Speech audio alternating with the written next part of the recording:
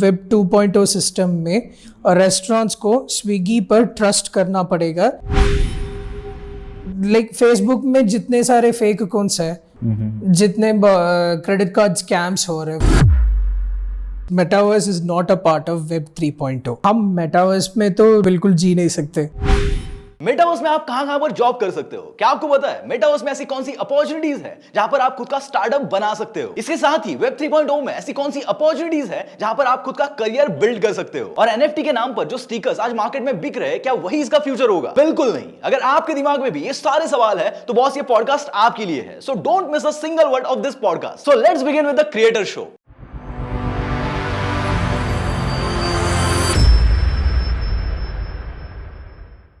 तो हमारा पहला क्वेश्चन ये है कि आप कौन से स्टार्टअप्स अब तक कर चुके हैं? What is your startup journey? Just tell us in short.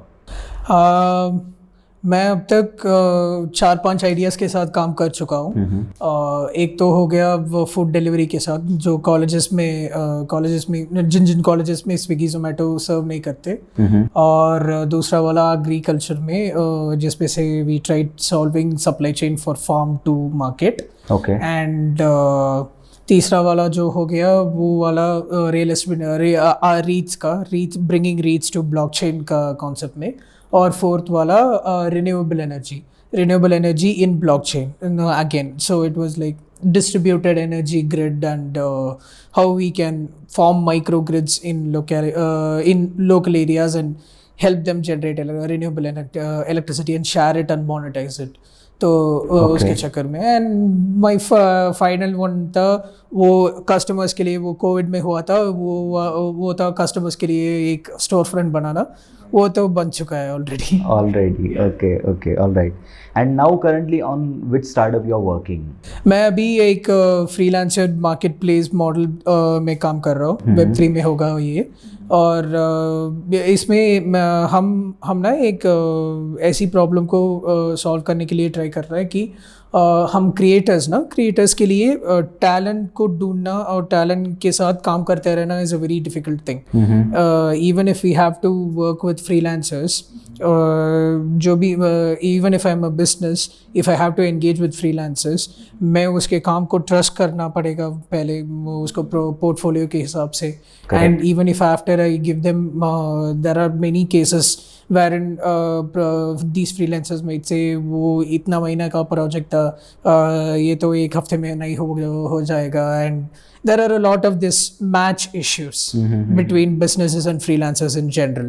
And freelancers को भी clients time पे pay नहीं करते, time पे reviews नहीं देते, and credits बिल्कुल नहीं मिलता freelancers को every single project में। So इन problems के लिए हम एक Web3 marketplace model में एक platform बना रहे हैं, ताकि businesses को इन जैसे talented लोग के साथ they will always have a way to connect with them and get meaningful work done through them. Okay. So ये जो आप अभी स्टार्टअप बनाने का सोच रहे हो, ये पूरा का पूरा वेब 3.0 में होगा। So एक बेसिक डिफरेंस आप बताएंगे हमारे ऑडियंस को कि एक वेब 2.0 और वेब 3.0 में क्या डिफरेंस है? ठीक है। और या इससे भी आगे जाके और एक मेरा सवाल है कि वेब 1.0 क्या था, ये भी थोड़ा एक्सप्लेन कर दीजिए। ओके, सबसे पहले मैं तो डिफरेंस के बारे में बता देता हूँ और फिर हम वेब 1, वेब 2, वेब 3 क्या डिफरेंस के अंदर आ जाएंगे। You order food from Swiggy? Yes. You order, how frequently do you do? Most like daily, right? कहाँ से ऑर्डर करते हो? जो भी रेस्टोरेंट आसपास में अच्छा रिव्यूज के साथ है, वहाँ से ऑर्डर करते हो? Do you know how much commission Swiggy charges?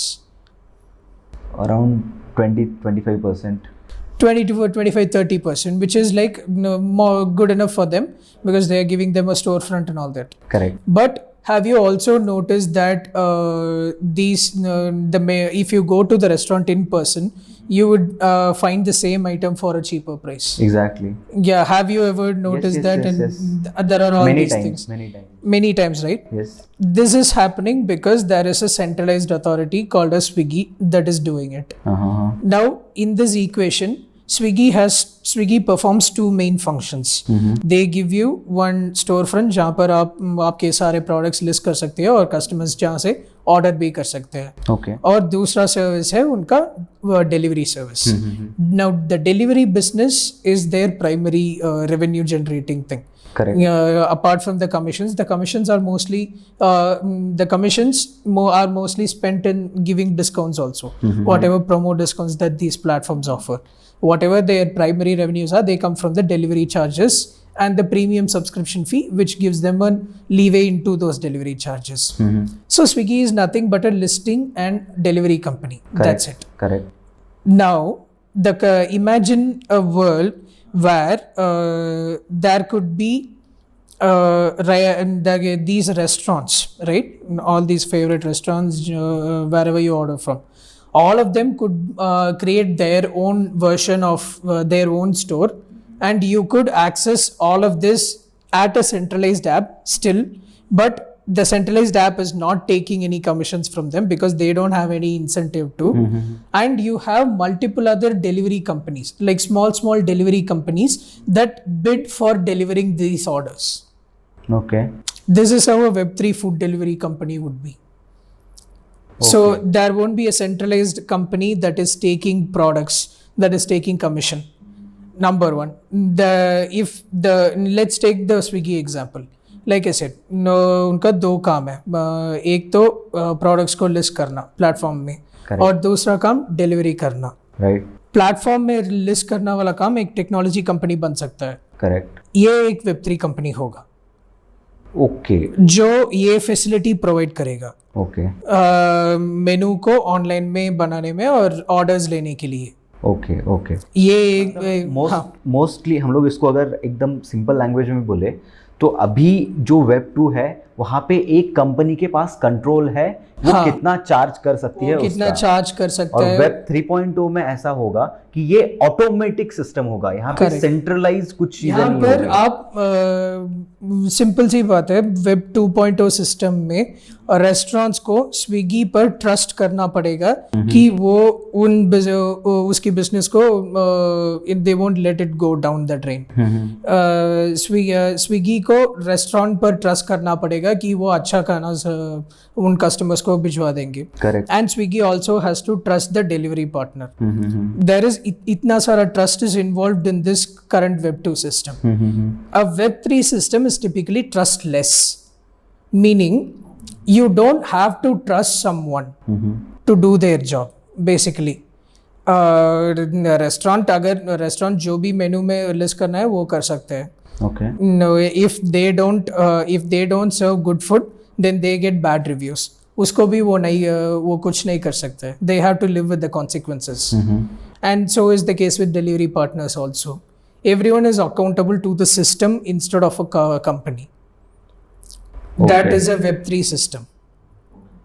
Web3 versus Web 2.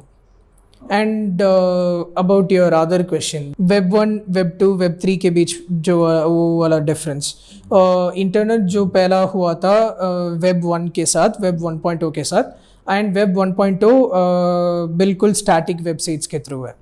बिल्कुल स्टैटिक वेबसाइट्स का मतलब जिसमें से आप इंफॉर्मेशन देख सकते हैं और फॉर्म्स के थ्रू आप सबमिट कर सकते हैं. वो इंफॉर्मेशन किसी और के पास चला जाएगा. लाइक ब्लॉग्स, जैसे कि ब्लॉग्स, जैसे कि पुराना वेबसाइट्स जहाँ पर आप उतना डायनामिक डेटा नहीं देख सकते हो.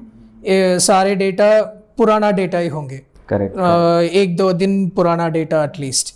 तो वो वाला क्योंकि कोई और ने इन सब डेटा को एक साथ अपडेट करेगा. तो ये होगा वेब 1.0. वेब 2.0 में लोग इंफॉर्मेशन एक्सचेंज कर सकते हैं in real time. They can interact with the platform. They can interact basically. Social networks, instant messaging, dating services, cab booking services, navigation, ये सब वेब 2.0 का वेब 2.0 है. वेब 2.0 में यू कैन इंफॉर्मेशन एक्सचेंज कर सकते हो आप एक दूसरे से, और almost in real time speeds, not in. और वेब 3.0 में मतलब अभी ये जो वेब 2.0 में सारे बिजनेसेस है वो सब सेंट्रलाइज्ड है, लेकिन यूजर के पर्सपेक्टिव से, यूजर के मोबाइल एप्लीकेशन पे जो चीज दिख रही है अभी वेब 2.0 में, वही चीज वेब 3.0 में भी होगी। लेकिन बैकएंड सिर्फ यहाँ पे चेंज होगा। बैकएंड सिर्फ और सिर्फ बैकएंड चेंज होगा, मतलब और बैकएंड में जो आपका चीजें, एक्सपीरियंस, यस, बैकएंड में जो चीजें चल रही थी कि कंपनी उनके एंड पे जो चीजें कर रही थी वो सिर्फ यहाँ पे चेंज होगी। आपके मोबाइल पे स्विगी वही, मतलब वही रहेगा, मे बी कोई दूसरा कंपनी हो सकता है, कोई दूसरा ऐप हो सकता है जो इन सब सर्विसेज को मैनेज कर रहा होगा। बट बैकएंड में सिर्फ सिस्टम थोड़ा चेंज होगा, और इसका ट्रस्ट फैक्टर थोड़ा ज़्यादा होगा। ट्रस्ट फैक्टर थोड़ा ज़्यादा होगा, और आपको इसको यूज़ करने की तरीका भी थोड़ा अलग होगा, लाइक एक्सपीरियंस के ज़रिए। अभी आप एक मोबाइल नंबर, सब कुछ एक मोबाइल नंबर से चलता है अभी। मोबाइल नंबर और OTP के थ्रू आप एक अकाउंट बना सकते हो, और आपका स्विगी वाला अकाउंट जोमेटो वाला अकाउंट से अलग रहेगा, एकदम अलग रहेगा। Web3 वर्ल्ड में ऐसा नहीं होगा। Web3 वर्ल्ड में आपके पास सिर्फ और सिर्फ एक ही अकाउंट होगा। मतलब मैंने आपको ऑलरेडी बताया था डिफरेंट नेटवर्क्स होंगे, और हर एक नेटवर्क में आपको सिर्फ एक ही आइडेंटिटी होगा। और एक ही आइडेंटिटी आप सारे सर्विसेज के अक्रॉस यूज कर सकते हो। It will be like Gmail, जहाँ जो आप हर जगह पे यूज करते हो। करेक्ट। सो इमेजिन आप एक NFT खरीद रहे हो इथेरियम नेटवर्क से, आप NFT खरीद रहे हो। ये वाला NFT आपको आपका मेटामास्क वॉलेट पर आ जाएगा, इथेरियम वॉलेट पर आ जाएगा NFT के जरिए। आप यही सेम NFT अभी ट्विटर में भी लिंक कर सकते हो। ट्विटर में लिंक करने के थ्रू आपको ब्लू टिक मिलता है, और your profile frame changes to hexagon. अभी ये बन चुका है। इंस्टाग्राम में भी ये आने वाला है वेरिफिकेशन के लिए। तो इसमें कैसे हो सकता है, इसमें एक Web2 application is interfacing with Web3 application. Okay. तो एक ही आइडेंटिटी होगा, सारे लोकेशंस पे आप वही आइडेंटिटी यूज करेंगे। Okay, great. तो so that is one of the main differences in Web3। All right. So web 3.0 में जो भी बिजनेसेस अभी इंट्रोड्यूस होंगे, तो व्हाट डू यू फील कि how much time it will take to shift from web 2.0 to web 3.0?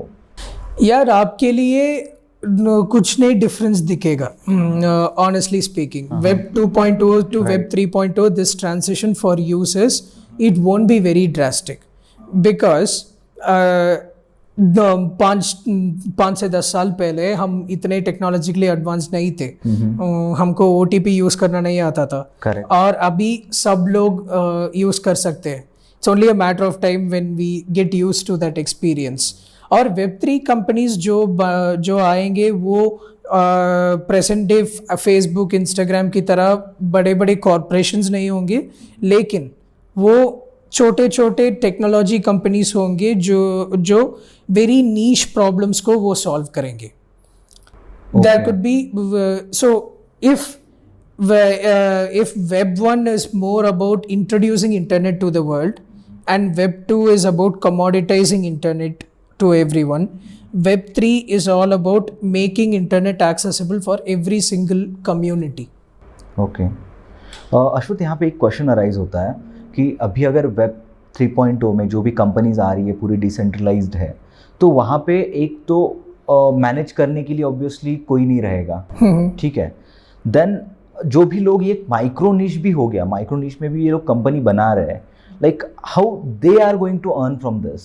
Okay, so it's a very interesting question and it's a pretty good one actually. Web3 companies का मतलब ये है कि वो एकदम decentralise नहीं होंगे। मतलब इसको मैनेज करने के लिए अभी भी हायरार्की सिस्टम्स होंगे, और ये सिर्फ ये अभी भी टू अ सर्टेन डिग्री एक सेंट्रलाइज सिस्टम ही रहेगा। Okay. So you have DAOs and all of that, decentralized autonomous organizations, जिसको इतना सारा organizational duties नहीं है, वो सब DAOs में आ सकता है। DAOs में आ सकता है क्योंकि DAOs में सिर्फ एक ही अप्रोच है। हर एक चीज़ जो भी तुम बिजनेस के साथ करना चाहते हो, आप एक प्रपोजल बनाओगे और हर एक लोग जो DAO में पार्ट है वो उस पर वोट करेगा, यस या no. Depending on that, the motion gets passed or failed. That's it. It runs on majority. एक कंपनी तो ऐसे नहीं बन सकते. Correct. And specially technology company ऐसे बिल्कुल नहीं बन सकते. You need someone taking care of the shots, you need someone calling all the shots and everything. But एक Web3 कंपनी ऐसा होगा कि क्रिटिकल फंक्शंस जो प्लेटफॉर्म के डेवलपमेंट के लिए इम्पोर्टेंट होगा वो डिसेंट्रलाइज्ड हो जाएंगे. ओके अश्वत, तो इसी एग्जाम्पल के बेस पे हम लोग इसको वापस थोड़ा समझते हैं कि अभी स्विगी जो है वो एक कंपनी है जो सारा का सारा आपका ट्रांजैक्शन संभालती है, मतलब ऑर्डर से लेके डिलीवरी तक. करेक्ट. तो अभी नेक्स्ट डिसेंट्रलाइज में ये कैसा होगा कि जहाँ तक कि मैं समझता हूँ इन सब चीज़ों को, एक आपका रहेगा फूड ऑर्डर करने के लिए आपका एक कंपनी रहेगा जो डिसेंट्रलाइज रहेगा. और दूसरा जो रहेगा वो डिलीवरी कंपनी रहेगा. Correct. तो यहाँ पे जो भी ऑर्डर्स आएंगे ये लोग डिलीवर करेंगे. करेक्ट. ठीक है. तो यहाँ पे इस कंपनी का मतलब जिस प्लेटफॉर्म से आप ऑर्डर कर रहे हो, हाँ. तो ये कंपनी कैसे प्रॉफिटेबल हो सकता है? इसमें रेस्टोरेंट्स जो उनके मेन्यूज लिस्ट करने के लिए वो एक सब्सक्रिप्शन मॉडल ले सकते हैं. वो एक सब्सक्रिप्शन मॉडल में उसके लिए वो रेस्टोरेंट का एड रन करना की provisions and all of those things can still exist. So this particular company, central company, ये रेस्टोरेंट से भी सब्सक्रिप्शन रेवेन्यू ले सकते हैं और यूजर्स से भी OTT प्लेटफॉर्म के जैसे रेवेन्यू ले सकते हैं. OTT प्लेटफॉर्म कैसे काम करता है? वो तो सिर्फ एक प्रोडक्शन कंपनी से बना हुआ फिल्म्स वो बेचते हैं and then they sell it on, list it on their platform, जिसके लिए हम सब्सक्रिप्शन फी पे करते हैं उन रेस्टोरेंट से ऑर्डर करने के लिए. Who knows, there is another food delivery service which caters only for 5-star hotels, जिसमें से तुम W से या JW Marriott से या लीला पैलेस से जो भी गोरमे रेस्टोरेंट्स होंगे, सिर्फ गोरमे स्पेशलिटी ऐप भी हो सकता है जिसके लिए आप सब्सक्रिप्शन पे करके आप ले सकते हो. Okay okay. बट इतने सारे एप्लीकेशंस वगैरह, ये will it not be like confusing thing for customers? Exactly. वो एक प्रॉब्लम है Web3 में, because Web3 is very personal, like very personal and it is very niche. एक generalized solution को, एक generalized problem को solve करने वाला products won't be very high, because exactly for the same reason हमने अभी तक एक भी नई Web3 प्लेटफॉर्म नहीं देखा जो मास अडॉप्शन के लिए ड्राइव हो चुका है. Because of this very reason, because each of these are very niche solutions. Okay. So ये जो माइक्रो सॉल्यूशंस है, इन सॉल्यूशंस को कंबाइन करके हम कोई एक प्रॉपर सॉल्यूशन बना सकते हैं कि जो एक ही जगह पे सारी चीजें होगी. एक ही जगह पे सारी चीज होने के लिए आपको एक ब्लॉकचेन कंपनी बनाना पड़ेगा. In which case you will be competing with the likes of Ethereum, Solana, Near and all these things. Correct. वो भी हो रहा है अभी. Like if you take, have you heard about this blockchain called Cardano? Yes. Yeah, so Cardano is basically an identity management blockchain. Okay. वो blockchain सिर्फ और सिर्फ identity management को empower करने के लिए develop किया जा रहा है. Okay. And ये identity management problems अफ्रीका में जो third world countries है जहाँ पर governments unstable है, वहाँ के लोग को identity को manage करने के लिए ये use हो जा रहा है. Okay. If a Cardano would make sense in India, probably not. But Cardano is successful in those countries. That's how it will be. Okay. So as per the place, it will vary. Correct. Okay. All right. So हमारे लिए ये सबसे बड़ा opportunity है, इसलिए because crypto अभी एक recognized asset हो चुका है. It has recently gained legal status, which means crypto can now be traded as legal tender. And the rest of the world is probably 5-6 years ahead in this game, because countries like Ethiopia, Singapore and all, Dubai and all of these companies have become pro blockchain. India अभी late चल रहा है. हम तो अभी हमारे लिए opportunities इतना होंगे कि लोकल सॉल्यूशंस बिल्ड करने के लिए. And India is a very large consumer market. India is 3rd or 4th largest in the world in terms of consumerism, and हमारे टेक्नोलॉजी प्रोडक्ट्स हमारे लिए वो इतना अडेप्टेबल है जो बाकी सारे कंट्रीज में नहीं है. If you were to launch a same technological product in say Philippines or somewhere, you won't have the same time to market. You won't have the same growth because the Indian market is very different and they are not technologically challenged. Okay. So इसमें अभी opportunities इसमें अभी शुरू होने वाला है. It hasn't even started, I would say. Wow.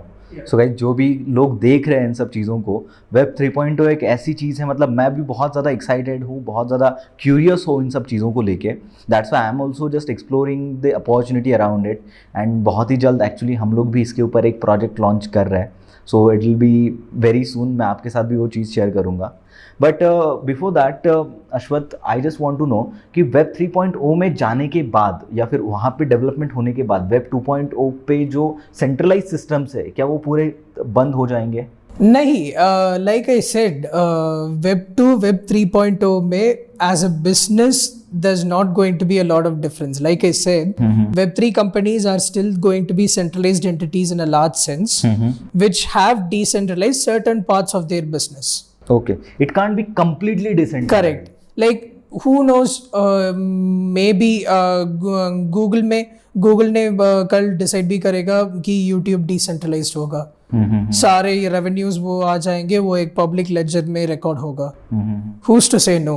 And in that point, that would be a decentralized. YouTube would be decentralized. Completely. जो कि YouTube ने किसी को भी they can't take down anyone's videos on any grounds. Basically, you can think of it like that. Censorship resistance. But it will create more problem in the society now actually. So it will create like it will spread negative things also. Correct. So how it will be stopped? So blockchain as a system is not made for stopping. The main reason it provides security is why Bitcoin became infamous for. The dark web, Silk Road, drug trafficking, illegal weapons and all these things, because nobody can trace each other's movement and these Bitcoins are completely anonymous. Correct. ये एक problem है हमारे decentralise systems में. But ये same problem हमारे web 2.0 में भी है. हाउ? लाइक फेसबुक में जितने सारे फेक अकाउंट्स हैं जो कैट फिशिंग करता है सेलिब्रिटीज के लिए, सेलिब्रिटीज से लेके कॉमन मैन तक, जितने क्रेडिट कार्ड स्कैम्स हो रहे हैं, फिशिंग हो रहा है, ये सारे चीज़ें भी हो रहा है ना. ये सारे चीज़ें वेब 3 सॉल्व कर पाएंगे out of the box. Okay. But web 3 के लिए दूसरा प्रॉब्लम्स भी होंगे, like on a societal level, like you said. The security problems might be addressed, but it's one step at a time. We'll have bigger problems. Even for like इससे भी बड़े problems वहाँ पे फेस होंगे. बिल्कुल. But obviously उस time पे वहाँ पे उसका कोई सोल्यूशन भी निकलेगा. हाँ, वहाँ पर एक अपॉर्चुनिटी है. That's how the ecosystem grows, right? You identify new problems, then you build solutions for those problems. That's where the opportunity is. Right. Ashwath, तो यहाँ पे जॉब्स वगैरह का सिस्टम कैसा होगा? Like how jobs will be in web 3.0? तो क्या अभी जो जॉब्स एग्जिस्टिंग है, बिकॉज सेंट्रलाइज अगर सिस्टम होता है तो ऑटोमेटिकली वहाँ पे लोगों का रिक्वायरमेंट जो है फॉर द ऑपरेशन तो वो कम हो जाएगा. तो जॉब्स पे ये अफेक्ट करेगा? जॉब्स पे मंगेश ये मेरे हिसाब से उतना ज़्यादा अफेक्ट नहीं करेगा. इसलिए when it comes to developers and software engineers, इसमें उनके लिए इसमें ज़्यादा इम्पैक्ट होगा.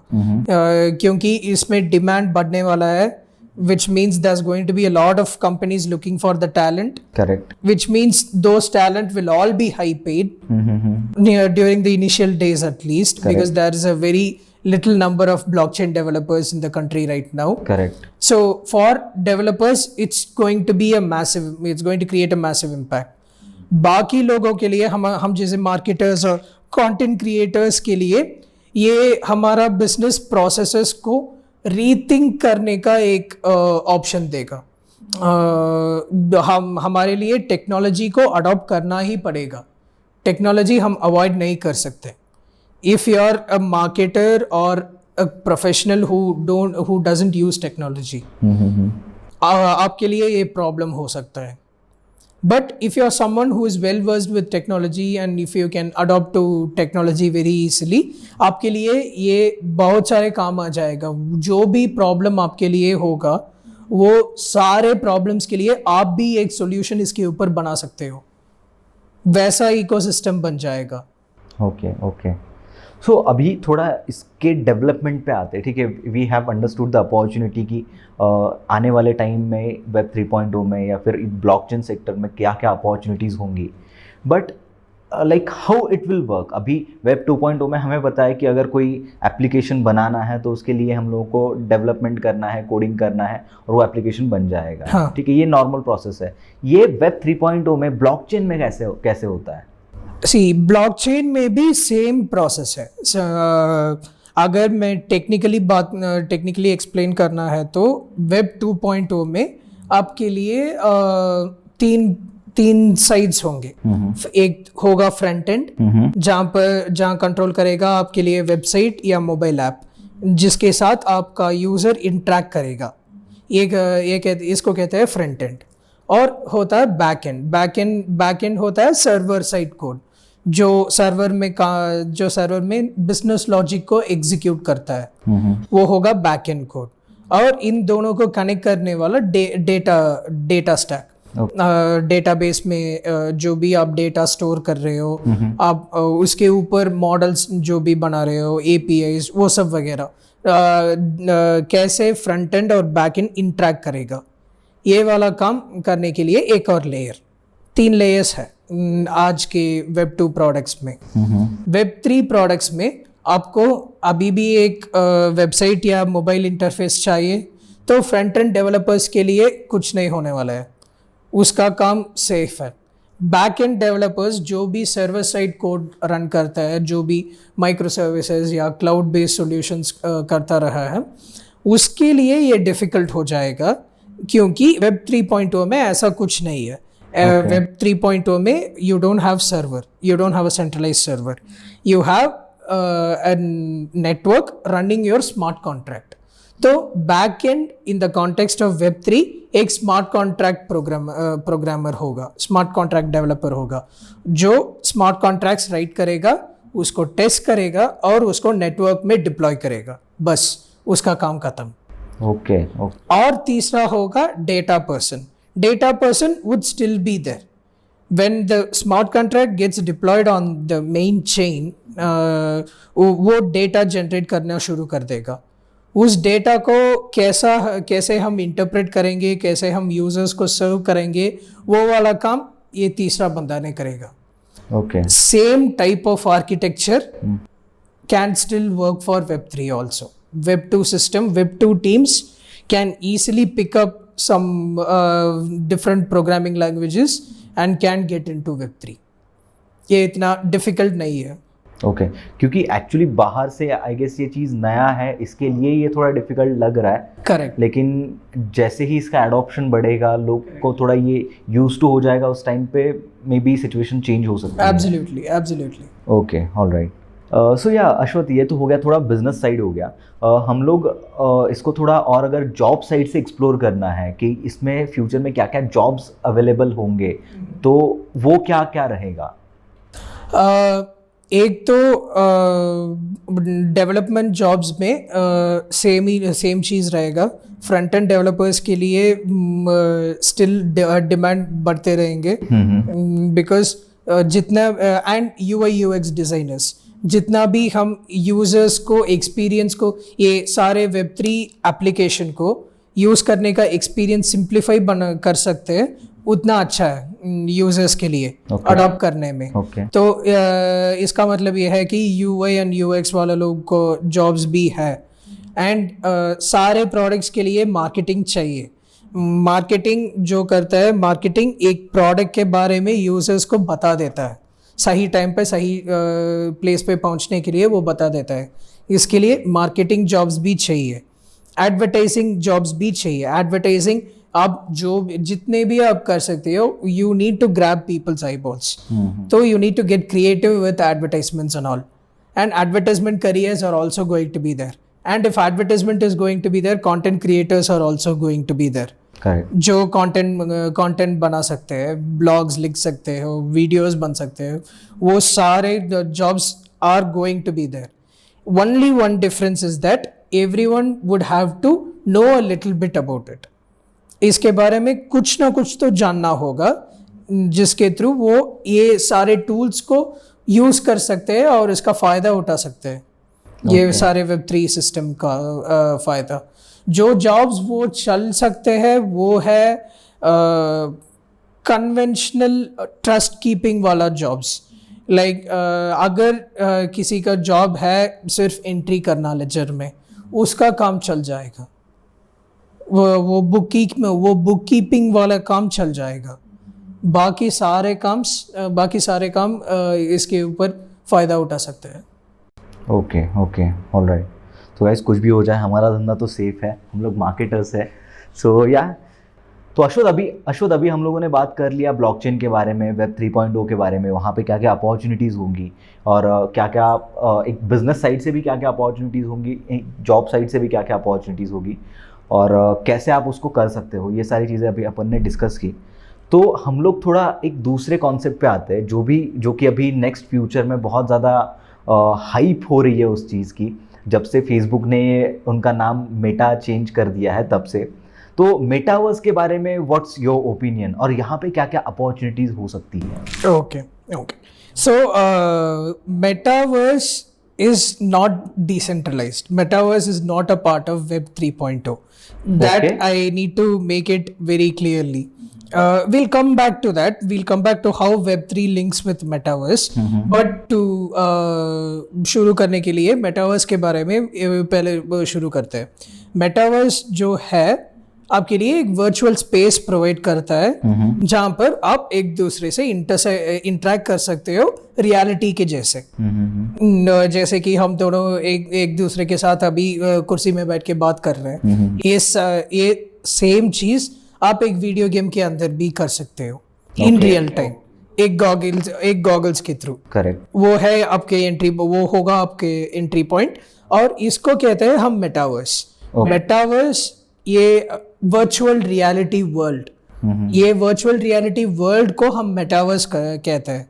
And because a lot of like आप इमेजिन करो हम कितने टाइम जूम कॉल्स और गूगल मीट से हम टाइम स्पेंड करते हैं हर एक दिन मीटिंग्स के थ्रू. करेक्ट. अगर ये सारे मीटिंग्स एक वर्चुअल स्पेस में होगा तो आप एक दूसरे से you can meet on a very friendlier environment. That's the whole point of it. But which also means हम लोग ना इस मेटावर्स पे ज़्यादातर हम टाइम स्पेंड करेंगे. तो इसका मतलब हम इसके ऊपर हमारा टाइम जो वॉच टाइम होगा, जो इंट्रैक्शन टाइम होगा वो ज़्यादा रहेगा. इसके लिए फेसबुक अभी वही कर रहा है. तो वो वॉच टाइम को यूज़ करके वो एड्स देख सकते हैं क्योंकि फेसबुक के लिए ad revenue he primary source of revenue है. करेक्ट. तो वो इसके लिए वो मेटावर्स बना रहा है. फेसबुक का मेटावर्स का गोल यही है. ओके. और भी मेटावर्सेस है डिसेंट्रालैंड के like Decentraland is one such metaverse because some people thought if we are all going to spend so much time on a location like this, it can't be controlled by a single company. इसलिए वो metaverse को decentralise कर दिया, वो हो गया डिसेंट्रालैंड. अब आपको पता होगा कि मेटावर्स में एक सेंट्रलाइज्ड अल्टरनेटिव भी है जो फेसबुक या मेटा ने अभी बिल्ड कर रहा है. ओके. और डिसेंट्रलाइज्ड वर्जन भी है डिसेंट्रालैंड के थ्रू. डिसेंट्रालैंड एकदम ये फुल्ली डिसेंट्रलाइज्ड है. ये फुल्ली डिसेंट्रलाइज्ड इसका मतलब ये है कि यहाँ पर आप वर्चुअल प्लॉट ऑफ लैंड आप खरीद सकते हो और उसके ऊपर आप बिल्डिंग बना सकते हो, आप कुछ एक्सपीरियंस बना सकते हो और उसके लिए कस्टमर्स से आप चार्ज भी कर सकते हो. ओके. तो ऐसा एक्सपीरियंस सेंटर्स बन जाएगा. आपने तो न्यूज़ में देखा होगा कि अटारी ने डिसेंट्रलैंड में प्लॉट खरीद लिया, नाइकी ने प्लॉट खरीद लिया। ये सारे कंपनीज ने डिसेंट्रलैंड में क्यों प्लॉट खरीद रहे? क्योंकि वो यहाँ पर कुछ एक्सक्लूसिव स्टोर्स बन जाएंगे और वहाँ पे जो चीज़ वो सेल करेंगे वो सिर्फ और सिर्फ वहीं पे अवेलेबल होगा। और वहाँ पर आपको बाई करने के लिए आपको डिसेंट्रलैंड में होना पड़ेगा। आपको डिसेंट्रलैंड में होने के लिए आपको एक एवटार बनाना पड़ेगा। एक एवटार के ऊपर आप ड्रेस और शूज़ और ये सब भी आपको एक्सेसरीज कर सकते हैं। क्योंकि if you are going to be living in the virtual reality, talking and meeting with people, interacting with your friends and everything, you need to look good in metaverse also, whatever the case may be. And जहाँ पर एक capitalisation opportunity भी है, जो लोग digital apparel बनाते हैं और उसको वो NFT में भी लिस्ट करते हैं। एथेरियम का सबसे बड़ा NFT मार्केट प्लेस है OpenSea। अगर आप आज उसको ओपन करके चेक करेंगे तो आपको डिसेंट्रलैंड का ये सारे आइटम्स भी मिल जाएंगे NFTs के जरिए। एंड ये सारे आइटम्स भी आप ट्रेड कर सकते, हम एक दूसरे से ट्रेड कर सकते हैं। ये डिसेंट्रलाइज्ड मेटावर्स होगा। यहाँ पर Web3 का यूज है, बट मेटा का मेटावर्स में Web3 का यूज नहीं है। ओके, ये कंप्लीटली सेंट्रलाइज्ड होगा। या मेटा का metaverse would be completely centralised.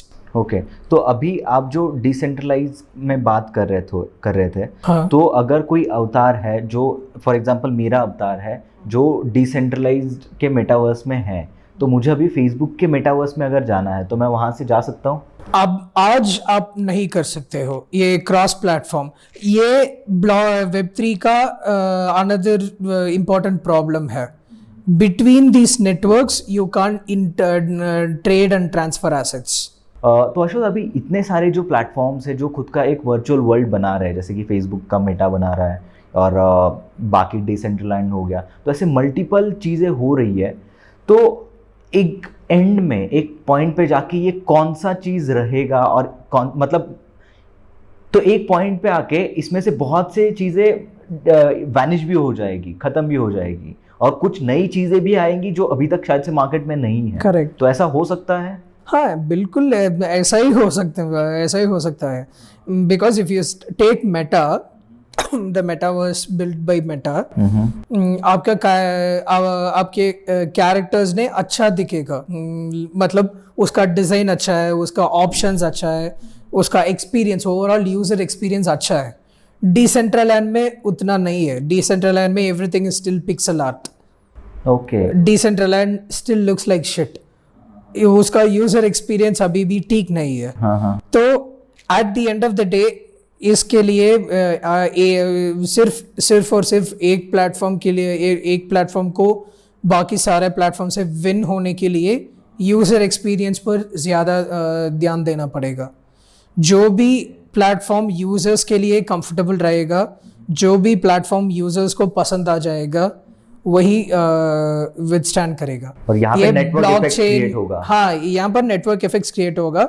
यहाँ पर ब्लॉकचेन डिसेंट्रलाइजेशन, उसका इम्पैक्ट कम रहेगा, क्योंकि इसलिए एक नॉर्मल यूजर के लिए ब्लॉकचेन और Web2 एप्लीकेशन और Web3 एप्लीकेशन के लिए कुछ फर्क नहीं दिखेगा।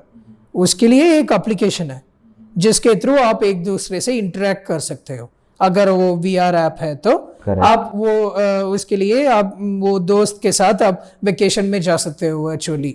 उसके लिए वही अल्टीमेट पॉइंट होगा।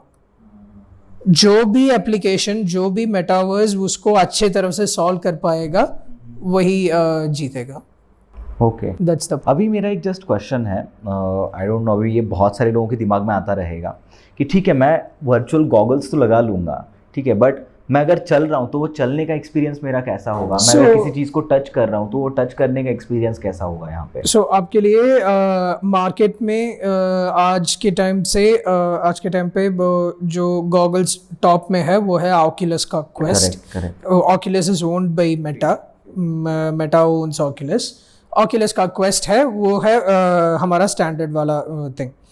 उसके साथ, उसमें गॉगल्स के साथ आपको 2 कंट्रोलर्स भी मिलेगा। हाथ में आप यूज़ करके कंट्रोल कर सकते हो। वहाँ पर आपके लिए जॉयस्टिक जैसा ही कंट्रोल्स होगा, जिसके थ्रू आप नेविगेट कर सकते हो, मूव कर सकते हो and all that. Okay okay And at the end of the day, it's a joystick on both your hands. You're just moving around in space. Only that is served by the goggles. Controls are still there. Okay okay Feeling aspect of it, there are again sci-fi. It might sound like sci-fi, but a lot of people are trying with haptic sensors and all these gloves, which emulate the feeling from virtual world to real world. ताकि if you touch something on virtual world, you can feel the same thing on your gloves. जैसा experiments people are doing such experiments. Okay okay great. तो even I have heard some suits also कि ऐसे suits भी बनाए जा रहे हैं, ऐसे ग्लोव्स भी बनाए जा रहे हैं। सूट्स भी, फुल सूट्स आपको फुल बॉडी एक्सपीरियंस देगा। बस वही है। Okay, but on a mental level ये एक टाइम के बाद थोड़ा सा इरिटेशन या फ्रस्ट्रेटिंग नहीं होगा? ये होगा।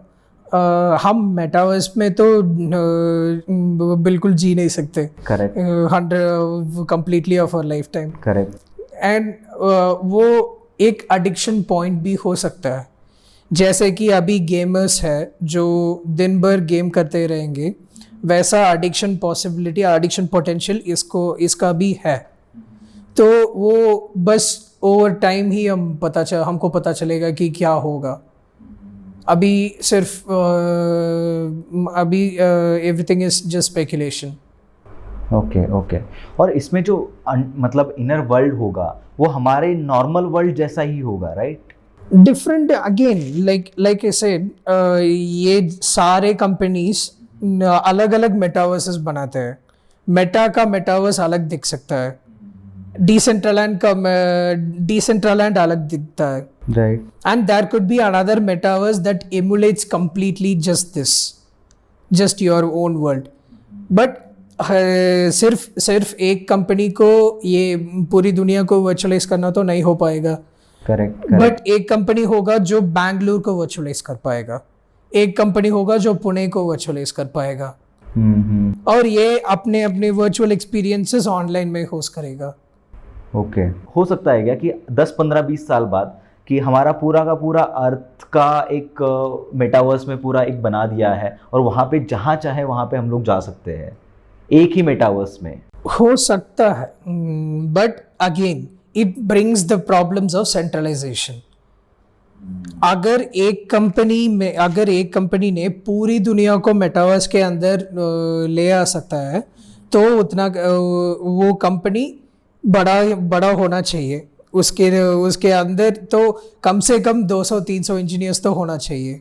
उसको पे करने के लिए वो कॉर्पोरेशन बनाना पड़ेगा, और at the end of the day it will be a centralised entity. Decentralised way में हमको ये बिल्ड करना आसान नहीं है। Web3 is all about giving power back to the people, but do you want that power? That's your question. That's your problem to deal with. Okay, तो अभी metaverse के वगैरह में बारे में भी हम लोग बात कर लिए, तो मुझे और एक चीज़ आपके साथ डिस्कस करना है, एंड दैट इज़ NFT। अभी मार्केट में NFT के बारे में बहुत ज़्यादा मतलब हाइप चल रहा है कि ये NFT खरीदो, वो NFT खरीदो, इसका प्राइस इतना बढ़ गया, उसका प्राइस इतना बढ़ गया। I personally don't believe on NFT because मुझे लगता है कि ये कम्प्लीटली हाइप है, जो एक डिजिटल आर्ट है, और वो अगर मेरे पास रहना चाहिए, इट बिलोंग्स टू मी, ये दिखाने के लिए मैं अगर इतना पैसा दे रहा हूँ तो मैं पर्सनली ये नहीं करूँगा। So what's your opinion on this? See Mangesh, NFTs are a wild game. Like NFTs का मतलब ये होता है नॉन फंजिबल टोकन्स, मतलब हर एक टोकन एक दूसरे से यूनिक है इन सम वे और द अदर। करेक्ट। बट अभी जो मार्केट में चल रहा है वो एकदम it's like frenzy. Everyone's just flipping NFTs, buying one NFT, waiting for it to make few dollars in appreciation, selling it. इसको कहता है फ्लिपिंग, एक प्रॉफिट के लिए फ्लिपिंग करते जा रहे हैं।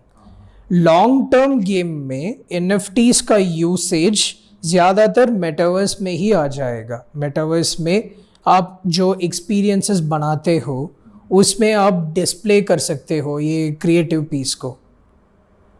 आज प्रेजेंट डे में आप तो कॉपीराइट के बारे में तो सुना ही होंगे। जितने सारे यूट्यूब वीडियोस में हम जो म्यूजिक डालते हैं उसका कॉपीराइट वगैरह इश्यूज आते रहेंगे ना, वो सारे इश्यूज NFT सॉल्व कर सकता है मेटावर्स में। NFTs में यूटिलिटी के बारे में सोचना पड़ेगा, आप कहाँ पर यूज़ करेंगे NFT को। अभी if you take the case of Twitter user verification के लिए NFT यूज़ किया जा रहा है अभी। तो अगर आपके पास एक NFT है, वो OpenSea या इथेरियम चेन में मिंटेड है, तो आप वेरीफाइड यूज़र बना सकते हो। ये NFT का एक यूटिलिटी बन गया ना। ओके। ऐसे यूटिलिटीज फ्यूचर में ज़्यादा होंगे, यूट्यूब में वेरीफाइड होने के लिए या फिर इंस्टाग्राम में वेरीफाइड होने के लिए ये लोग NFTs यूज़ कर सकते हैं। So thank you so much Ashwath for coming and sharing your knowledge with us. It really means a lot because NFT हो गया या फिर मेटावर्स हो गया या फिर वेब 3.0 हो गया, यहाँ पे बहुत ज़्यादा कन्फ्यूजन इवन मेरे माइंड में भी थे। तो ये सारे कन्फ्यूजन को क्लियर करने के लिए thank you so much. And दोस्तों, आई होप कि आपको ये जो एपिसोड था वो अच्छा लगा होगा और इसमें से बहुत सारे इंसाइट्स आपको मिले होंगे। तो ऐसे ही और एपिसोड्स के लिए हमें फॉलो कीजिए और ऐसे पॉडकास्ट के लिए सब्सक्राइब करना बिल्कुल मत भूलना। Thank you.